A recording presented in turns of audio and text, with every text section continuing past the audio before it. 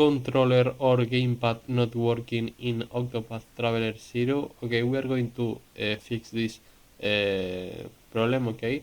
And the first step, we are going to the library, okay? I'm not have the game, for example, here, okay?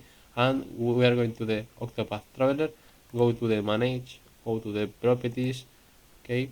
And here, if you have any update or ADC, you install. And we are going to the here, okay, the controller, and here you put, okay, this, vale, here this option, okay, and we are going to here, okay, and if you not have the you have the problem, okay, uninstall and install the game.